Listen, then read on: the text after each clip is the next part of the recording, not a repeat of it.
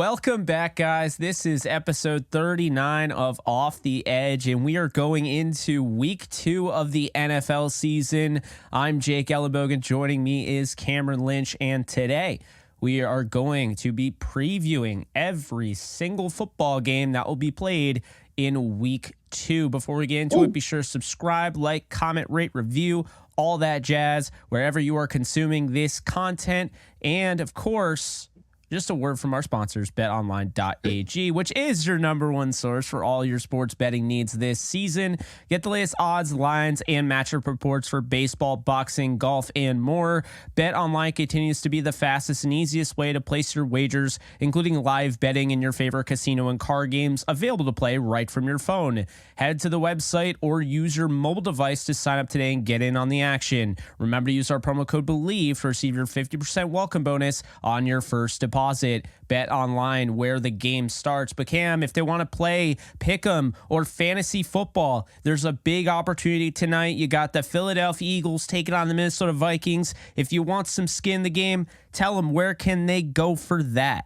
Yes, sir. So you can start playing fantasy football on Underdog Fantasy today. Users will receive 100% deposit match up to $100 if they use our promo code OTE at sign up. You can click the link in the description to get started today, Jake. Today. We got some big stars. We got A.J. Brown. We got Devontae Smith. We got Justin Jefferson. We got Kirko versus Jalen Hurts. Not to mention all of the defensive guys to name, like Danielle Hunter and all that. So plenty of stuff. We're actually going to talk about them first because I think last time, I don't even know if we got a chance to talk about the Chiefs and Lions. I think we did like a quick preview and then the game was over, right? So here's the interesting one, Cam. You got the Philadelphia Eagles taking on the Minnesota Vikings, right? And the Vikings are coming off a loss against your Tampa Bay Buccaneers. Also, you are also with the Rams. So I have to say that when I say you're Tampa Bay, you played for both. But Tampa Bay had a hell of a win last week in Minnesota. Minnesota on a short week is going into Philadelphia Lincoln Financial Field. So the Eagles right now are 6-point favorites, Cam. The over-under is 49. I like the Eagles not just a little bit. I like them a lot in this one, Cam. They went on the road and did something it's hard to do, man. When they're retiring, Tom Brady, they're basically, at Gillette Stadium, and they're saying, you know what, he's in the Hall of Fame, and they're honoring him. Like, Mac Jones played his tail off to try to win that game because that's a big day. Eagles still won, and Jalen Hurts didn't play his best game. So, Cam, I'm going to take the Eagles in this one. I'm going to take them 30-17. I think they're the better team. They're at their home opener. The Vikings already kind of screwed up their home opener. So I'm going to take the Eagles here on a short week. And I think we're going to see a big game out of Jalen Hurts, a bounce-back game in week 2. I agree. I think the Eagles, I want to call 28-14 Eagles. Jake, you talk about Lincoln Financial. Jalen did not play his best ball last week, and that's okay. It's only week 1. It's all good. I did see that when it comes to just the defense for the Vikings, right? And what does that look like? Brian Flores, he likes to blitz, right? He also likes to play – he used to like to play man coverage, Jake, but this past game he played a lot of zone coverage. And so one thing I do know about Jalen Hurts is he is really efficient against zone coverage. So if you decide to go to man, that's okay, right? Because A.J. Brown is the answer for that on the Eagles. When he's matched up against man coverage, he's probably top 2 in the league or top 1 when it comes to the man coverage. So I think the Vikings and the Brian Flores and that defense, I think they're going to have a long day. And I think that Viking defensive line, Jake, you just talked about it throughout the draft. These guys are running 4-3s. The defensive line, the interior guys are stuffing the football. So I think it's going to be tough for the Vikings to move the football in general. So like I said, 28-14 to me, Eagles get the dub. I agree with you, and I gotta say, man, Kenny Gainwell, right? He became the main running back. I mean, they got it was a weird offseason. They go out and they get DeAndre Swift in the middle of the draft. They traded for him. He only had 1 carry, Cam, and then they signed Rashad Penny, who had a great end to his season, and he only had a carry or 2. So Kenny Gainwell going for 14 carries. It makes you wonder if he is going to be the guy, but it was week 1, maybe a matchup thing. They started off well, 16 points in the first quarter. They only, ended up scoring like 9 the rest of the way. So fast starts wasn't the issue for the Eagles. It was the slow ending that they almost kind of screwed up that win. But I think they win 30-17, and I guess I'll take the under because I think 49 is pretty high. So we move on. Jake, really quick. I'm going to go Jalen Carter for my game breaker that game. Ooh, I like that. Yeah, I just want to go Jalen Carter. I know he had about 6 pressures last week, the most from a defensive tackle, I believe, since like 2019. So the whole defensive line had 17. So I think they're going to bring the smoke. So I'm going to go Jalen Carter as my game breaker for the Eagles. And then I think for the Vikings, who to pick, Jake? Who to pick is going to be tough. But I think Kirk Cousins, he's going to have his best game. They might not get the win, but I think Kirk Cousins is going to have his best game because he's going to running for his life, Jake, but I think he's going to be effective. He must be for this team to move the ball forward. I'm going to say Justin Jefferson, who quietly had almost 170 yards receiving last week. I think he's going to have his best game. And keep in mind, this was a game, this was a primetime matchup we saw last year, and the Eagles just looked better. Like, we were expecting so much from the Vikings, and they shut down Jefferson. So another Darius Slay, Justin Jefferson matchup, which should be a lot of fun. I'm going to stick with those two guys to look out for. But we move on. We move to the next game. And the next game right now, we're talking about 2 1-0 teams. Not an 0-1 and 1-0. We're talking about 2 teams that are undefeated currently going into week 2. We got the Green Bay Packers, who looked really good on the road. They were at Soldier Field. They're not going to play at home until at least week 3 because they have another road matchup. Not easy to win at Mercedes-Benz Stadium in Atlanta. It's a great venue. And right now, just going up against the 2-headed monster in the backfield with Tyler Algier, who I mentioned is still somebody that's going to be a bigger role player than people give him credit for. It looks like he's the guy, right? And then Bijan Robinson is the role player, which is not something we really expected. But both of those guys, I think, are going to have really good games. However, was really impressed with Jordan Love, who looked like a young Aaron Rodgers with the back shoulder fade he threw to Romeo Doubs. And so for me, I don't know if Christian Watson's going to play. He was out last week, and it didn't really bother Love. I thought he played really well against the Bears on the road. I think this is going to be a close game. I'm going to take the Atlanta Falcons in a really close game here, 24-23 in Atlanta. I think that this is a game where, once again, Bijan Robinson, Tyler Algier, end of the game, I think they're going to be able to run the clock out and win the game. Okay, 24-23. That's a 1-point game. That's really tight. I do think, Jake, or I do know that Jordan Love played really well last week. I think he had the highest EPA on lay downs out of all the quarterbacks in the league. So like you said, he's looking like a young Aaron Rodgers, 141 yards, 2 touchdowns, 80% completion rate on these late downs. So I'm thinking like the second and the third down. So he's looking really effective on the back end of these downs. And then the defense, Jake, they had 35 pressures in week 1. So, we talked about Desmond. We talked about the happy feet. Now, mind you, though, Jake, Desmond did play decent. I went back and I was like, okay, my man put up some decent numbers. He did all right. So I do think, Jake, that the Packers are going to be bringing the heat to Desmond. But I think the running game, like you mentioned, Algier, him being the main guy, I think that's really impressive. And I don't know if the Packers defensive line can hold up to that 1-2 punch of that run game, Jake. They're going to have to cover Bijan in the flat, have to handle Algier between the tackles. So that's going to be super tough. But I agree with you. I'm going to go Falcons. I'm going to go to Falcons. I'm going to go to Falcons. Falcons 21. I'm going to go Packers 14. And that's the ball game there. I think it's going to be really close. But, yeah, I think the Falcons are going to overcome the Packers with their run game. Like I said, Desmond, hopefully he gets gets things going in the pass game. But I do believe the run game is going to be super strong. Yeah, I think a big reason why I like the Falcons so much in this one to go to 2-0 is that I think the defense is a storyline that wasn't talked about. They go out, they get Caden Ellis, who was kind of this under-the-radar linebacker in New Orleans. And, man, it's like Jesse Bates III it's like people still do not talk about him. He had that one like kind of down year and everyone's like, he's trash, I guess. No, he's not. He was the highest paid safety in this class. And you see this 2 interceptions on Bryce Young. He is a problem. Wouldn't be surprised if he grabs another one, Cam. Would not be surprised if he grabs another one in this game. But Atlanta is 1.5-point favorite, so I'll take the Packers to cover that, believe it or not, because I do have a 1-point game. And the over-under of 40.5, I have them going over that. So that's how I see that. Moving on, we got Jimmy Garoppolo and the Las Vegas Raiders taking on Josh Allen and his 4-turnover Buffalo Bills. So, I know. Well, hey, it was brutal. The Bills could have easily won that game, and he threw it away. And dropped it away. So they're back at home after I don't know if there's an adjective to describe how much of a heartbreak that was for them.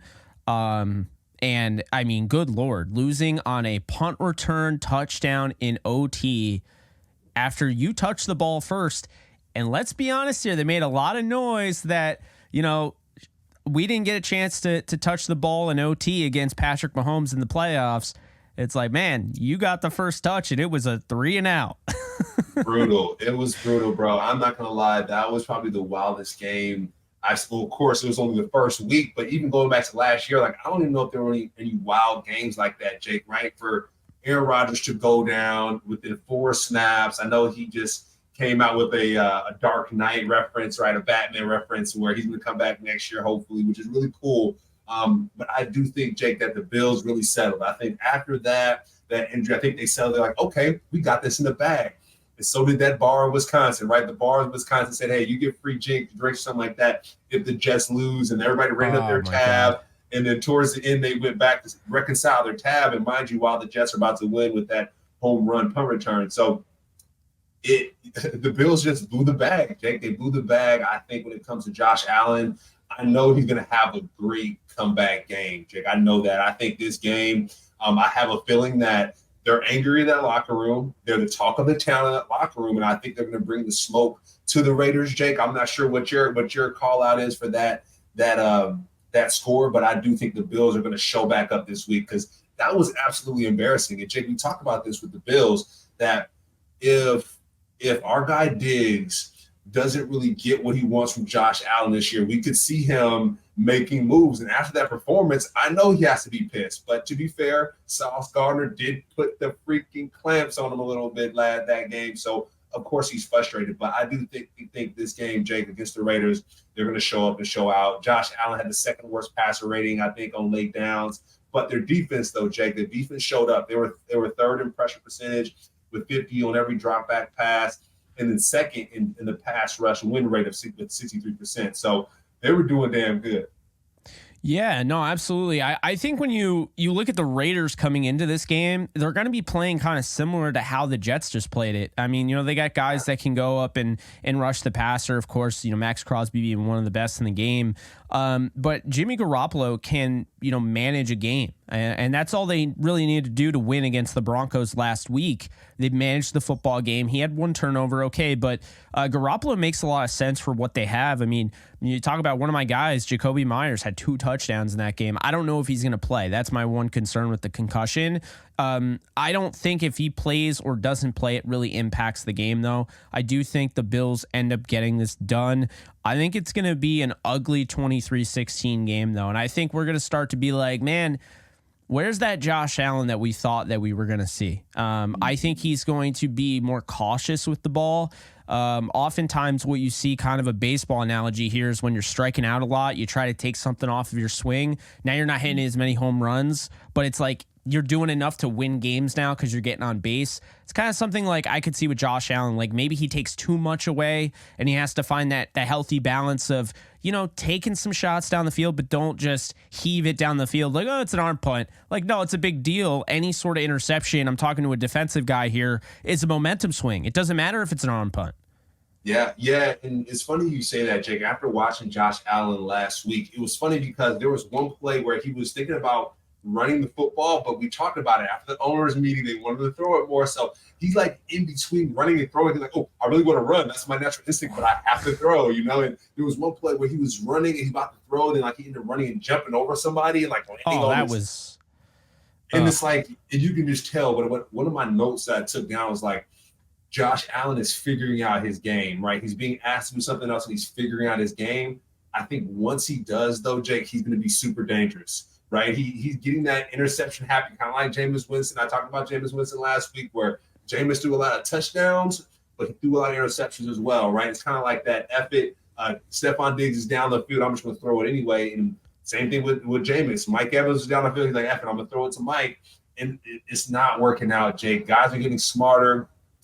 DBs do know that if they get interceptions, they get those incentives like Jordan Whitehead did against Josh Allen versus in that game, just versus the Bills. So, throwing up the dollar signs, exactly. So Josh Allen, I think once he figures it out, he will be fine. But I do think that they'll win this game, Jake. I'm going to call this game 17-14 Bills. They're going to win by a field goal. And I think, like you said, Josh Allen's trying to figure it out. He's trying to see, hey, do I take the shot or do I run or throw it out of bounds? So call it tight game, 17-14 Bills. Yeah, I know there's a lot of frustration with the Bills. So I say Bills fans just, just be patient here. Josh Allen's done a lot for the organization, but you don't want to alienate him to the point, push him out of the organization. We've seen it before in the past. It's been the wrong move. Guys have gone off to do better with other teams. But at the same time, it's like it is fair to hold him accountable. I mean, I talked about he had like 37 turnovers since the start of week 2 or week 1 of 2022. So it's definitely fair to bring that up. They're 8-point favorites. So you and I both have we're both going with the Raiders with the spread. We're taking the Bills to win the game, essentially. Ravens, Bengals here, 1:00 game. This is so tough because I told you that I did not like the way the Ravens played the Texans at home. Lamar didn't. He went on Twitter and was like, man, I was rusty as you know what. And, I think it's good that he recognizes that. Almost makes me feel good. But, man, losing J.K. Dobbins is significant. And I don't think we should just, discredit that. I mean, that's, first off, feel for the guy, awful stuff.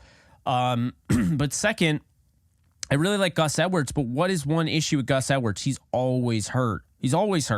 So because of the way he runs, his violence, he's likely to get injured more often than not. So now you have Justice Hill as the only guy who he had 2 touchdowns. It's great. If you're a fantasy owner, you're like, yeah, Justice Hill. But like, are you feeling like Justice Hill's enough against this Bengals defense? No, he had 8 carries, Jake. Like 8 runs, I think, like 9 yards total, right? Like, so they're all like punching in plays, not really home run ability. So you're right. Gus Edwards might be the guy, the home run guy, but he might get injured. So it's a toss up. It is. And meanwhile, you're not out of the woodwork either, Bengals, because you blew what was supposed to be an easy win. According to us, we both thought it was going to be an easy win against the Browns. Still, though, Burrow's dealing with the calf, and I understand, that. I don't know. I didn't know Burrow's calf affected Joe Mixon's ability to see holes, but, I'm going to take the Bengals here, Cam, because they're at home. It's going to be tough. They're 3-point favorites. That's not – see, being 3-point favorites at home is just – it's a standard – you're at home. We're giving you 3 points. So, I mean, Vegas is basically saying – I don't know who to take. Like, I guess the Bengals. I'm going to go with the Bengals here, and I'm going to take them 24-21. This is an important win. They got the Rams coming up after on Monday Night Football, and we'll see. But I think it's going to be early struggles for the Bengals as Burrow gets reacclimated with this calf. I still think it's bothering him. You saw him last week. That's not the Joe Burrow I know. That's not the Joe Burrow anybody knows. Who is that? Yeah, no, you're right, Jake. I do think I like what you just said there. You just mentioned Joe Burrow getting his groove back, getting his lower body injury in the proper place. I wasn't really too impressed with the Bengals, Jake. I'm not going to lie. I know with the Ravens, the running game is not great, but I do think Lamar Odell Beckham was really impressed with the way he played. So I do think this week is going to be a little bit different. I'm going to go 23-20. I'm going to go Ravens this week, Jake. I'm going to go Ravens this week. Nice little change up here. But I do think even when it comes to the Chiefs, when it comes to the Bengals, when it comes to those, even the Eagles, right? Like, they're still the top of the top, but I think they have a chink in their armor. And teams like the Ravens, those sneaky teams, I think they can step up and make things happen. So I'm going to go Ravens for this one, Jake. And it's going to be the reason why Mark Andrews is back. Mark Andrews is back. And the same reason why for the Chiefs, why they're going to do really well is because hopefully Travis Kelce's going to be back. But getting these elite tight ends back into the football game is a game changer. On the blocking side and the passing side, I think you say it all the time, tight end is the toughest position in the NFL in general, or one of the toughest positions in the NFL. So the fact that they have Mark Andrews back for the Ravens, I think that's going to be a big change up there. Their defense, Jake, I think they did a great job, right? They sacked the quarterback 5 different times from 5 different players, 10 quarterback hits, 37 pressures. So the Ravens, I think, are going to bring that smoke to Joe Burrow, which is going to be important. And I do think they're going to take this one with a 3-point W. Yeah, I like it. This is the game where I feel like I'm going to be wrong about. And the Bengals are 0-2, and I jinxed them because I picked them to win the Super Bowl. I picked the Rams to beat the Bills last year, and I jinxed both of them because then they lost Von Miller, and they didn't even make the Super Bowl. So I was like, oh, just watch. Like, the Bills are the best team and all that. Yeah, about that. Okay, so that's our first split. I think we've been in agreement so far. That's normally how it works. We disagree on a few things. Yeah. Seahawks, Lions, I don't think we're going to be disagreeing on. I feel really good about the Lions here at Ford Field. As a matter of fact, I feel like the Lions are always going to win when they play at Ford Field with this team. I don't know why. I feel like Ford Field is such an underrated home field advantage that doesn't get talked about. It's not Arrowhead. It's not, one of those places like a Lambeau, but Ford, man, like those Lions fans they're loud and they showed up, by the way. They don't get enough credit. They showed up. They traveled well at that Arrowhead game. You saw that. I know you saw that clip with Brad Holmes dapping up all the Lions fans. Love to see that. That's so awesome. Yeah. What a W. But the Seattle Seahawks didn't take the Rams seriously. They're going to have to take the Lions seriously because they just beat the defending Super Bowl champions. The Lions are 4.5-point favorites at home. So Vegas is like, they're a good home team. Okay. Like, we're not like, yeah, they're the favorite because no. They're a good home team. 4.5 points is a lot against a former playoff team. 47 over under. I'm going to take the Lions in this one, Cam. The reason being is I don't know what the Seahawks are this year. It's not a knock against what the Rams accomplished, but I genuinely think people like dove all over the Seahawks bandwagon is like, yeah, this could be one of those teams that makes me sound a little smart. Like, okay, they could actually maybe make the Super Bowl and whatnot. And I know you looked at them as a sleeper team, but you were never like, they're going to win the Super Bowl. I heard Super Bowl at times with this team. And I'm like, that's not what I saw last week. It'd be one thing if it was a close game, Cam. It was 30-13 at home, just a complete stinker in front of your home audience. So going on the road against the Lions on the 1:00 game circuit, I'm going to take the Lions in this one. I think it's going to be a 34. They're going to score 13 points again, so at least there's some consistency there. 34-13 there. I think the Lions are the way better team, and I think a lot of what they did, their game plan we talked about against Kansas City was because they're in the elements. It is Kansas City, and they're just trying to control the game and keep it out of Patrick Mahomes' hands. This one, I think they're going to let Jared Goff just let it rip. So I'm taking the Lions big time. I like the Lions, Jake. I'm going to go Lions 30-14, getting the dub. You talked about Jared Goff, Jake.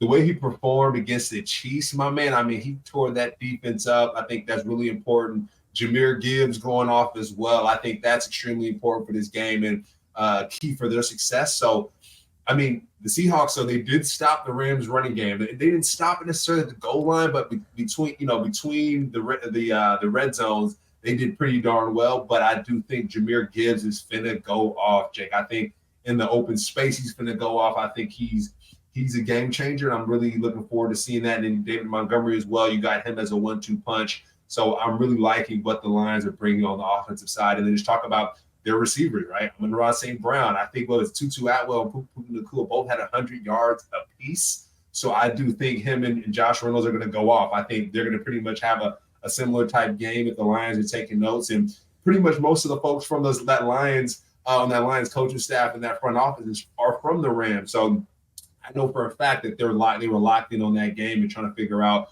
what to do this week against the Seattle Seahawks. So I do think the Lions are going to take it big this time. And Jake, they're looking spooky, my man. Like, I don't know if with that energy, Jake, after beating the former Super Bowl champions, Patrick Mahomes, they're probably feeling unstoppable right now. So they're probably saying, hey, guys, one game at a time. Let's not get too big for our britches. Let's make sure that we're those quote-unquote kneecap biters, right? That Dan said beforehand. But no, not even that. Just they want to make sure that they're gritty, that they're humble, and that they know that they have a long road until week 17, until the playoffs. And so I'm really excited to see this Lions team come about. But the Seattle Seahawks, Jake, that those three wide receivers, I mean, we talked about them like, hey, these are going to be the guys. They have ultimate threats, JSN and Tyler Lockett.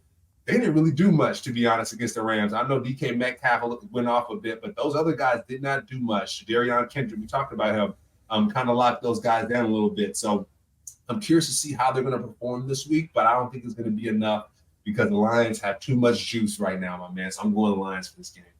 I'm with you, and I think what we found out like last week, if you were like me, like Jahmyr Gibbs going to go off, and I was so annoyed because every time he was on the field, it's like they're doing something, then they put David Montgomery in, and they're not doing something. And so what we found out is really they were just going to take it easy on Gibbs. He's a rookie. They're not going to overdo it. I think they overdo it this week because I think he's just going to run right through them. And what I think also is that the Rams offensive line, while it's really good in pass pro, it is not the run blocking that the Lions have. I mean, these guys can get downhill. They can make, guys, I mean, it could be a really bad game. This could be one of the laughers on TV if the Seahawks aren't prepared like they weren't last week.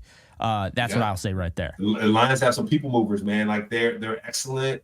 In what they do. I know the Chiefs did not have Chris Jones, so let's keep it 100 there, right? That's true. They didn't have Chris Jones. They didn't have Travis Kelce, so they were missing some integral pieces on their lines of scrimmage, that's where the game starts and ends, on the line of scrimmage. So they did not have Chris Jones to apply pressure. And best believe this week, the Seahawks will be coming after Jared Goff. We all know when the Rams played in the Super Bowl against the Patriots, Bill Belichick had Goff in a blender because he was sending smoke. He was sending smoke at him and he couldn't handle it. So if I'm the Seattle Seahawks, I'm Bobby Wagner. I'm like, hey, lick your chops and get after this guy because when it comes to pressure, Jared Goff can't fold. So we'll see. Yeah, absolutely. Moving on, we got the Chargers and Titans. The Chargers are 3-point favorites on the road. So Vegas is like, man, this Titans team doesn't really stand much of a chance now, do they? So I agree. I think this could be embarrassing. I really do, because last week the Chargers didn't even throw everything they had at the Dolphins. The Dolphins just outplayed them, but like the Chargers were in that game, and Justin Herbert to even have 200 yards passing, like this is, to me, this is somebody like at any point they can just be like, break in case of an emergency, Justin Herbert throw 400. It's like, you know what I mean? And so I know they lost last week. I think the Dolphins have potential Super Bowl hopes this year. They look really good. Tua looks awesome. Tannehill does not. I former Dolphins quarterback Ryan Tannehill looks exactly the opposite of Tua. And I said it before and I'll say it again. I don't know why the Titans didn't move on from Tannehill. I said it right before the game last time. I'm just probably going to say it every week. 3 interceptions is inexcusable. They should have won that game. They should have upset them. Look, and we've talked about it. Mike Vrabel's going to have this team playing good football, or at least trying to. Hard football anyway. But, I mean, Tannehill threw that game away. So how can I expect them against the Chargers this week if it is, say you do get a bad Chargers defense and you can throw all over the Chargers, how can I expect Ryan Tannehill to out-duel Justin Herbert? I don't care if he's at home. I don't expect it. 0-2 the Titans are. I have the Chargers winning this game, and I think it's going to be like I'll say 31-10 type of game. I think they're that much better. Yeah, no, I'm gonna call this game for the Chargers. I'm gonna say 34-7. I mean, the Titans might get a touchdown, maybe. I might even go 3, Jake. They might even just get a field goal, But this, like you talked about, the way Tannehill played, I mean, Will Levis, what is that looking like? Make sure his arm is ready to go. Make sure he's in that playbook. Malik Willis, there you go. And I called him as my sleeper, Jake. I knew it at some point he's going to emerge. And the way Tannehill's playing, Jake, if any of these quarterbacks go down, Malik Willis is up. And the way Tannehill's playing, we see Will Levis jump in the game, and he's his first year, he does get hurt. Malik Willis is going to be up. So I do think we're going to see Malik Willis, Jake. I'll probably call it week 8 to 10. I'm going to call it now. We'll probably see Malik Willis playing for the Tennessee Titans. Running that football team, because Tannehill, when you talk about some of his numbers here, right? Like on late downs, Jake, he had a grade of 31 as a passer, right? And he let up the sack and 2 interceptions just in late downs, right? I know you mentioned he had 3, so that's not great. But to be fair though, Jake, alongside these other quarterbacks, Daniel Jones, there's other quarterbacks who did not play well week 1. So Tannehill, I'm calling him out too. Okay, yeah, right. Just Tannehill, Josh Allen. There's some guys that did not play well. So I think for the Titans fans, just know it is week 1. We do know that Tannehill, he can ball, he can run, he can throw. We all know that, but at this moment, it's not looking good. So I think they'll score probably 7 points this week, Jake. I know they're going to work hard this week in practice, but I think they'll probably score just 7 points. The Chargers, Jake. I talked about it. I think we saw a preview of the AFC Championship. I think the Chargers are one of the better teams in the NFL this year. If our guy Herbert stays healthy, man, these guys are looking super dangerous. And so, when we talk about the Chargers, their conversion rate in the second half, just in general, they had the second highest conversion rate in the NFL throughout the second half of that football game. And I think the first were the Dolphins. So, they were right behind them. It was a really close game. And like I said, we're getting a preview of the AFC Championship game because that was excellent football. And I don't think the Titans stand a chance. No, I'm going to be honest with you. I don't really either. And if I'm wrong, I'll be wrong. I mean, we were wrong a few times last week. Okay. It's not, I think I went 10-6 on my picks. So good first week. You never know how the season's going to go. And you made the playoffs, 10-6. But no, I just think going into this upcoming game here, your Buccaneers taking on the Chicago Bears. I got news for you. The Bears are in some trouble. The Bears are that Packers defense isn't that good. They should not be getting 35 pressures on that's insane. So here's what I'm going to say, okay? Antoine Winfield Jr. had a sack last week. Anthony Nelson had a sack. And this team, the big issue with the Bucs is they gave up 344 yards through the air with Kirk Cousins.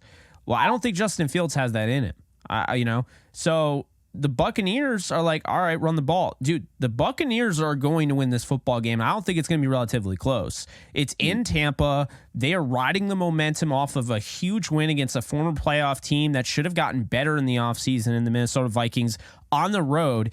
And you're telling me now with Baker Mayfield playing the game manager role and doing it well and effectively, you're telling me now Rachaad White, you got your guy Sean Tucker. I don't think the Bears are going to be able to stop the Buccaneers. And I don't think the Bears are going to be able to get anything going against the Buccaneers defense, because if the one thing that you can attack is passing, right now, Justin Fields doesn't have enough time to even throw the ball. So it's going to be the run, and that makes him even more predictable. So the Buccaneers, honestly, it's disrespectful from Vegas having them a 2.5-point favorite. They just beat the Vikings. I would probably make them a 5.5-point favorite at home. I think that it's that no-brainer to me. And I know it's only week 2. And Ryan Poles, we gave him credit. He did a nice job. The offensive line scared me. It was like, it reminded me what the term paper tiger is. We talked about their offensive line. This offensive line on paper looks like it's going to be nasty. And that game against the Packers aren't good enough to make you look like that. That was scary. No. Yeah, that was scary, Jake. And we just talk about, too, just go back to the Buccaneers defense in general. The Buccaneers defense, talk about Devin White. I think he was the second highest graded linebacker behind Zaire Franklin for the Colts. But Devin White was the second highest graded linebacker.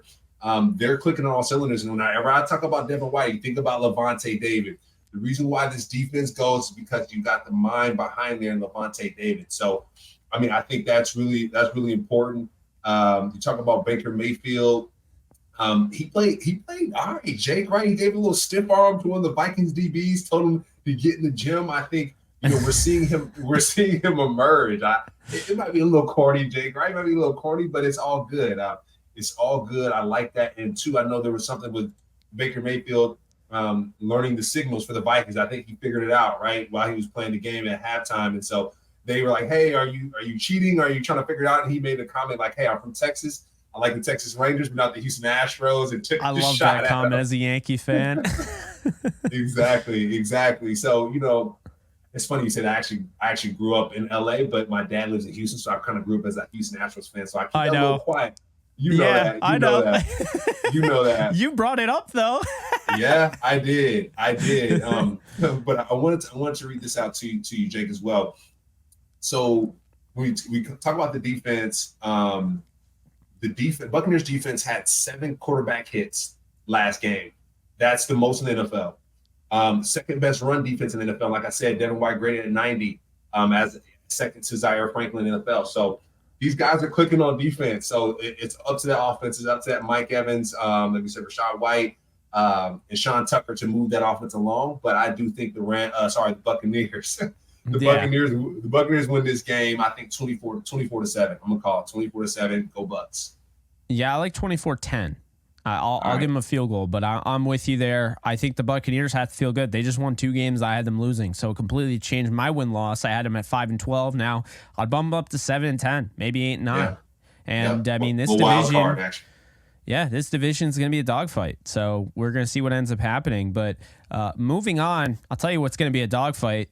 Kansas City Chiefs, Patrick Mahomes in a playoff rematch versus Justin. We were just talking about Justin Fields and Justin Herbert, totally throwing me off. Trevor Lawrence, and the Jaguars. Kansas City Chiefs are 3.5-point favorites on the road. Still disrespectful as all hell, man. That's brutal. But look, there were times where I was like, man, the Jags don't look that great against the Colts. And there were times where I was like, you know what? No, it's week 1. The slate is wiped clean. Anthony Richardson, he deserves his grace, like his props. He went out there his rookie game and gave him a chance to win the game. A playoff team, nonetheless. A team some think could win the Super Bowl. And I'm thinking, like, this defense is really going to have to shore it up, though, because if Anthony Richardson's doing that, like, Patrick Mahomes is going to be doing even more than that, obviously. Yeah. So, Cam, this is one of those games where I want to be right, and I think the fun pick would be taking the Jaguars and like, oh my God, I have the Chiefs going 0-2. I don't see it happening, man. I don't see it happening. I don't think Patrick Mahomes is going to allow his team to go 0-2 on the season. I don't know if Kelsey plays. I don't really give a rip if he does or not. They're not losing this game. I don't trust Patrick Mahomes to let them lose this game on the road. Jaguars got a win last week. They were almost 0-2 if they lost that to the Colts. 3.5-point favorites. I'm going to say the Chiefs win by a touchdown. I'm going to say it's a fun game. We're looking at a 34-27 affair. I think it'll be a fun game. I think neither team's defense is going to be great, but I do think that when it's all said and done, Patrick Mahomes will do enough at the end to win the football game in Jacksonville. Yeah, I like that, Jake. I'm going to go for this game, Chiefs 27-24. I know I took the Chiefs last week against the Lions, and you took the Lions. You're like, they're going to upset them with that final drive. You were spot on, which was freaking awesome. But this week I'm gonna roll again with the Chiefs again versus the Jags. Like you said, I don't think Patrick Mahomes is gonna go down twice. And also if Travis Kelce comes back, when Chris Jones comes back, Jake, that's gonna be a full game changer, bro. My man had like 16 plus sacks last year. So he's back. I think that's gonna cause some problems for Trevor Lawrence. I know last week Trevor had 2 touchdowns, 241 yards, 100 passing rating, and just one interception. So he did really well. And to give credit to the Colts, though, Jake, what they had, Zaire Franklin, E.J. Speed, DeForest Buckner were the top 3 rated defensive players that week as well. So they played their tail off, couldn't get it done. Yeah. I do think, this week with Chris Jones being in the mix, I think it's different from what the Colts are doing. Right, the Chiefs have Nick Bolton. They have some gay. They got some ballers back there on the defensive side. But with Chris Jones coming in, Jake, I think Patrick Mahomes gets the ball a little bit more this week. Right, you just go back to the Bengals and Browns game. Joe Burrow wasn't on the field that much because the Browns are running the ball down their throat. And I do think for this game, I think with Chris Jones back, I think he's going to force Trevor Lawrence to give him the ball back. I think ETN, I know he did really well last week. He had, 18 carries, 77 yards, 4 yards per carry. I don't think it's going to be that type of game for him. I know Calvin Ridley went off last week. He might actually still go off this week, right? Because he's that guy. He's one of your guys as well. But like I said, with Chris Jones there, I think things are going to change. I do think, though, Jake, that Christian Kirk will be the X factor for the Jaguars because he had a minimal game last week, one catch, I think, for 9 yards. So I think for him, I think he's going to have a game this week, but it's not going to be enough, Jake. It's not going to be enough because Patrick Mahomes, Travis Kelce, they're going to be rocking and rolling. And then also, Kadarius Toney, 1 for 5, Jake, 1 yard and 3 drops. That was absolutely unacceptable. And I think this week he's going to change things around. I don't know if he is, man. Some guys are just the way they are. I know he was dealing with an injury, so some were like, yeah, it could have been. I don't know. I'll take the rookie that has never seen NFL action, jumped right in the game and caught a touchdown pass. That's what I'll do. Like, I'll take that guy. I'll take that guy over the guy who's like, oh, he might be this, he might be this, he might be this, and he hasn't been that. So, yo, Jake, at one point I thought he was throwing the game, bro. Like at one point I'm like, yo, is he like throwing this game on purpose, bro? Because I mean, the ball with the interception that Patrick had, it touched his hand, the defender caught it right into the end zone. I'm like, dude, that looks a little fishy to me. So, Ooh, okay. I don't know. I'm Killer Cam over there. Because, bro, but think about it, though. Patrick Mahomes puts that ball right on the money, dude, and I didn't like what I saw from Kadarius. So he's going to have to step it up, my guy. He's going to be on the trading block come November or whenever the trade deadline is. I don't know how much more different he is than Jalen Reagor. And people were all over Reagor, and it's just, Kadarius Toney. Like, all right. You see, like, the way things were. But anyway, moving on. Talked enough about that game. Next game here, we got the Colts and Texans. We'll try to speed it up here. The Texans are 1-point favorites at home, which tells me that Vegas is basically saying that the Colts are probably going to end up winning this game. 1-point favorites at home is not good. Like, normally 3 is the normal, you're the favorite. 1 is like, man, they're the favorite. So I'm going to take the Colts in this one. I don't know the status of Anthony Richardson. I think he's going to play. I know he's questionable. I think he's going to play, and I think battle of the top quarterbacks in the draft, top 3 quarterbacks, 2 of the top 3. CJ Stroud showed me some things in the second half. This defense played tough. They lost to a better team. They're an inferior team to the Ravens, but our guy DeMeco Ryans is coaching his tail off to try to get them to compete in those games. This is a game they'll compete in. This is not going to be a blowout, but I'm taking Anthony Richardson at the end of the day. I think the Texans with the run game can make this game very interesting. And this is one of those things where a turnover, like an early Anthony Richardson turnover, could be enough where the Texans just run the ball with Dameon Pierce, control the rest of the game, and they never take their foot off the gas pedal. But I'm going to say that Anthony Richardson and the Colts do go in to NRG Stadium and win this one by a total of 20-17. I think it's going to be a really close game. But I would take the Colts, and I'm going to take the Colts spread as well. They're 1-point underdogs. I'll take that. The over under 40 seems exactly. It seems like a perfect spot to put it. I'm going to put under there. I think there's 37 total points scored in this one. Okay, I'm going to go for me, Jake. I'm going to go 20-17 Colts. I think Colts win by 3. I think, like you said, it's going to be a tight game. But it's kind of hard to tell. Like I said, with these 2 rookie quarterbacks, you don't know where things are going to go. You did say the Texas running game could make it interesting. On the other side of the coin, the Colts running game is looking absolutely thin, Jake. It's looking super thin. I know Evan Hull injured his knee, so things are looking spooky over there in the run game. So Richardson's going to have to run the ball a little bit more, right? A little bit more screen game, some more action there. Pittman's going to have to get more active. So we'll see how that goes. I know Deion Jackson had a tough game as well. So that offense, we'll see. They need to pick up Hendo, man. They need to pick up Hendo, or they need to pick up Fournette. But one of those guys, there's no excuse to not sign any of those guys if you're trying to win games with a rookie quarterback and see how many games you can win. Like, there's no excuse. And they're waiting for Jonathan Taylor, and just get another guy in there that can make things go. Because the fact that they're thin on running backs, Jake, week 1, like, come on, dog. Like, that's only going to get worse too. That's a position that you depreciate over time. That's not like, oh, and the more and more I run it. No. That's not how it works. So you got to be careful there. And I mean, man, they could use.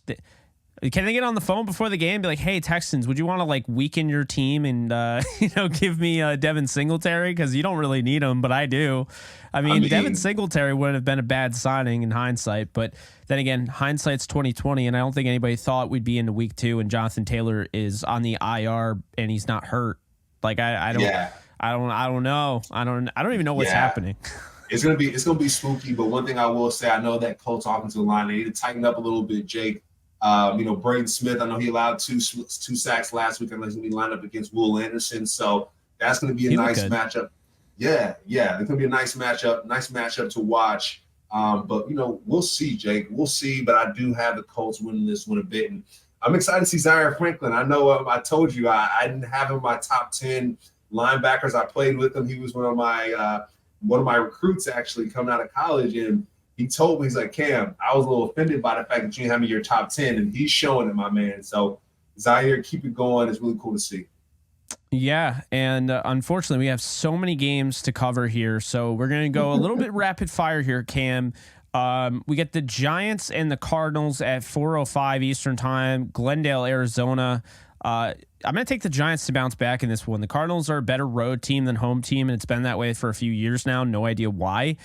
Giants are 4-point favorites on the road. So I'm going to take the Giants here in kind of an uglier game than you would expect. I think the Giants could come in and blow them away. I'm going to go 27-17.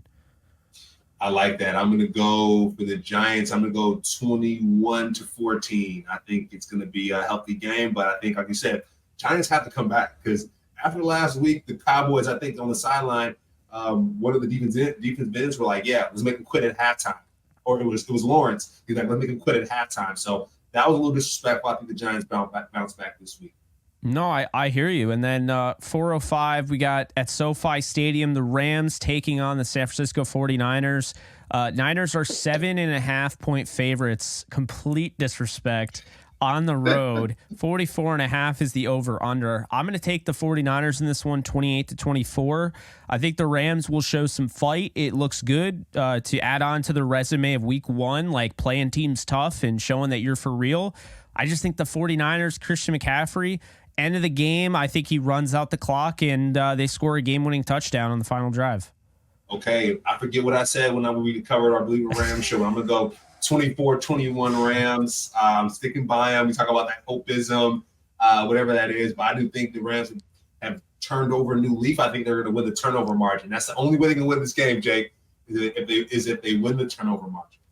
They got to turn over Brock Purdy. To be fair, this has never happened before. We've never seen a number 1 overall pick quarterback versus a Mr. Irrelevant quarterback. And we've never seen this. So it'll be interesting. Also, fun fact, Brock Purdy and the Rams have not faced each other yet. They have not seen Brock Purdy yet. So that's also a little bit, we saw what Aaron Donald did to Geno Smith, had him crapping his pants over there. So we'll see. We'll see what happens with Purdy, but Jets and Cowboys, unfortunately, Aaron Rodgers goes down with the injury. I think we both took the Jets in that one over the Bills. I'm going to stick by the Jets here. I'm going to take them in a surprising upset over the Cowboys. And the reason I think so, the Cowboys are 9-point favorites at home. That offense really didn't do much last week. It was the defense and special teams and the sloppy conditions. I think Zach Wilson with a full week of preparation is going to be ready for the game manager role. And I'm going to take the Jets to major upset here over Dallas. That defense just made Josh Allen look like he was a tool. And now Dak Prescott, who, I mean, let's be honest here. Dak Prescott did not look great last week, and he is not Josh Allen. So I think the Jets defense will do enough here. The running game, Breece Hall having over 100 yards and 2 carries, and Dalvin Cook didn't really get going. I think the run game will support Zach Wilson. I think, Nathaniel Hackett, I think he's going to keep the game easy for Zach Wilson. And the offensive line is the only thing that really scares me for the Jets. And, of course, Zach Wilson. But I think Wilson's going to do enough to really manage the game. I think the defense is really good. And so I'll take the Jets to win 23-21 at Jerry World. Okay. I think, what do they say about Cowboys? How about them boys? Jake, I called them last week. I had a feeling that they were going to get to it against the Giants. So I'm going to go this week. Cowboys 21, Jets 14. Jake, the reason why I say that, the Cowboys have now, they call it, I guess, the doomsday defense, Jake. These guys had 7 sacks and a 62% quarterback pressure rating. And that rating, Jake, that's over every snap. So you got 100 snaps in a game. They have 62 snaps where they're pressuring that quarterback. That's insane. Dorrance Armstrong had 2. Micah had 1. Lawrence had 1. Osu had 2. I mean, they were saying on the sideline, you get one, you get one, you get one. And Zach, Jake, I just don't know if he's going to be able to handle that, my guy. Like, I think he's going to get the smoke a little bit too much. I know Garrett Wilson, he was 5 for 5 with that crazy one-handed touchdown. But I just don't think he's going to get him the ball like that this week, Jake. So I got the Cowboys winning this one with that doomsday defense. We talked about the Jets defense being that new Legion of Boom defense. They're excellent. I just don't think that they're going to do enough to win this game like they did against the Bills. So, hey, it's Cowboys. It's okay. I'm going with the biggest upset of the week. If you're going by spreads, I mean 9 points. Good Lord. Commanders Broncos here, real quick. Broncos are 3.5 point favorites. They got an over under of 39, so they're thinking this game's gonna be hideous. And so in this one, even though the Broncos are at home, I'm going to roll with Washington in this one. I think they got a good run game, although we didn't really see it. I thought Arizona did a nice job of stopping the run last week. But I'm going to roll with the Commanders in this one. I got the nasty score of 22-18. That is nasty. I'm going to go with Commanders as well, 20-17. That defensive line, Jonathan Allen, Deron Payne, I think they're too damn good, and I think they're going to cause some havoc for the Broncos and Russell Wilson. Even though Russell has been balling, Jake, he's been doing all right. So I got the Commanders winning this one. And now we got our NBC Sunday Night Football game real quick. The Dolphins are 3-point favorites on the road going to Gillette. I think Tua is going to be throwing this ball all over the yard. I trust Tua. I Bleav in Tua. I Bleav right now in McDaniel. I think he's really just done a nice job. So I'm going to take the Dolphins in this one to win 33-20 over New England. Okay, yeah, I got 30-20. The Dolphins, like I said, AFC champions, maybe, the way they beat the Chargers. I like how the Dolphins are looking.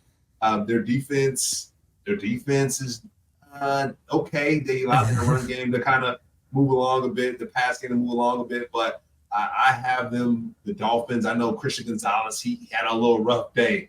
He had a rough day last week, Jake, and I do think he's going to have even a rougher day against Waddle and our guy Cheetah. So Gonzalez better eat them Wheaties, my guy. I don't know what he needs to do, but he had that welcome to the NFL moment last week, and he's going to have another one this week. So I think he just kind of irons those out a little bit and kind of gets through on that one. But Ramondre Stevenson, Jake, I know he's going to run the ball really well, but I do think that this Dolphins team is looking spooky. But, Jake, they're going to have to stop the run because the Chargers ran all over them.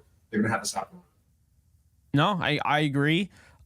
These last 2 games should be sacrilegious to have 2 games going with each other on a double header on Monday Night Football. Got 2. 7:15, you got the Saints and Panthers. 8:15, you got the Browns and Steelers. I don't know who thought this was a good idea. It's really stupid. I cannot stress how stupid this game placement is in scheduling. But I'm going to take the Panthers here over the Saints. I think Bryce Young, I know it sounds crazy, but I think he gets his first win on Monday Night Football at home. Saints are 3-point favorites. I'll take the Panthers to win 23-20. And with the Steelers and Browns are 2.5 point favorites on the road. That's some disrespect to the Steelers. I think they just played a Super Bowl contender in the 49ers. I don't think they're that bad. I think Pickett comes out firing, and at Acrisure Stadium, I think Kenny Pickett and the Steelers win this game 30-20. And surprise people. They bounce back in a huge way. Tomlin's going to have those guys going. I trust in Tomlin. I trust in the Steelers. I'm going to pick the Steelers to win the final game of the week. Okay, I'm going to start with that game, Browns and Steelers. I'm going to go Browns 24, Steelers 21. I think they're going to pick things up a bit, but I think the Browns' run game is too strong, my guy. Chubb is too strong, my guy. And I don't think the Steelers are going to be able to stop it. So I'm going to go 24-21 with that one.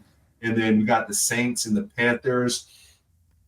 Woo, that Saints defense. I think they have too many dogs on that defense for the Panthers. And to be honest, Jake, I know our guy came from the Rams over to the Panthers for that offense, but that Panthers offense, I don't think is dynamic enough, Jake. I think our guy, Bryce Young, I think he looks more comfortable than what the offense is allowing, right? He's like, yo, I got this. I'm going to throw it right there. And the offense isn't dynamic enough for him, I don't think. So I think that Saints defense probably gets on his ass a little bit, and I think they pull it away. I'm going to go 21-14 Saints on this one. So there you have it. That's week 2 in a nutshell. I picked it. He picked it. I went 10-7 last week. Cam, I think you went like 9-7 or 10-6, 9-7, 10-6 around that. We were very similar in that, but. Guys, tune in. It's another week of football. We'll be back to recap it as always. Be sure to like, subscribe, comment, rate, review. Follow me at JK Bogan and Cam at Cameron Lynch 50. I'll see you guys soon. You guys take care. Later, folks.